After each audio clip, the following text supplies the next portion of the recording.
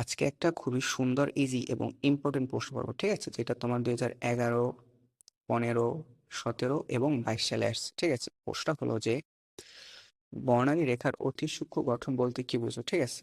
এখন আমরা দেখো যে কোনো বর্ণালী রেখাকে যদি তোমরা উচ্চ ক্ষমতার স্পেকট্রোমিটার, মানে যেটা দিয়ে বর্ণালী পর্যবেক্ষণ করে সেটা উচ্চ ক্ষমতার হতে হবে, সেটা যদি তুমি পর্যবেক্ষণ করো তখন দেখবা যে সেটা আরো সূক্ষ্ম, কাছাকাছি কয়েকটি রেখায় বিভক্ত। এটা এই যে সূক্ষ্ম গঠন বর্ণালীর, এটা একটা কারণে ঘটে, সেটা হলো যে ইলেকট্রনের শক্তি স্তরের পরিবর্তন, এবং ইলেকট্রনের শক্তি স্তরের পরিবর্তন বিভিন্ন প্রক্রিয়ায় ঘটতে পারে। আমরা আজকে সেটা দুইটা প্রক্রিয়া করবো, একটা হলো নিউক্লিয়ার স্পিন আর একটা হলো আইসোটপিক প্রভাব।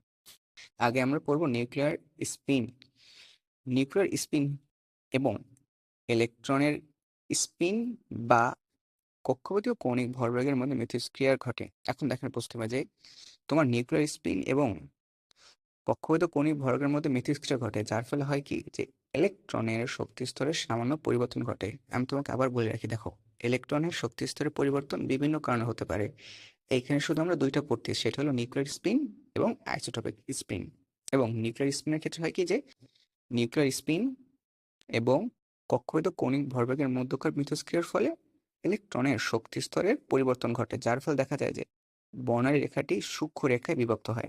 ঠিক আছে? বর্ণালী প্রথমে ঠিক থাকে, কিন্তু এই যে শক্তি স্তরের যে পার্থক্যটা ঘটে, এর কারণেই এটি সূক্ষ্ম রেখায় আরো বিভক্ত হয়। এখন আমরা দেখব আইসোটপিক প্রভাব।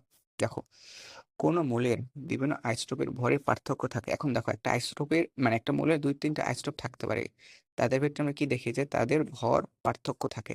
এই এই ভরের পার্থক্যের কারণে হয় কি যে তাদের শক্তি স্তরের সামান্য পরিবর্তন ঘটে, এবং যার ফলে হয় কি যে বর্ণালী রেখার বিভাজন বা সূক্ষ্মরেখা দেখা যায়। বুঝছো? এই হলো কারণ। তোমাকে একটা জিনিস বুঝতে হবে যে অতি সূক্ষ্ম গঠন বিভিন্ন কারণে ঘটে। আমরা শুধু তার দুইটা কারণ দেখলাম, একটা হলো নিউক্লিয়ার স্পিন আর একটা হলো আইসোটোপিক প্রভাব।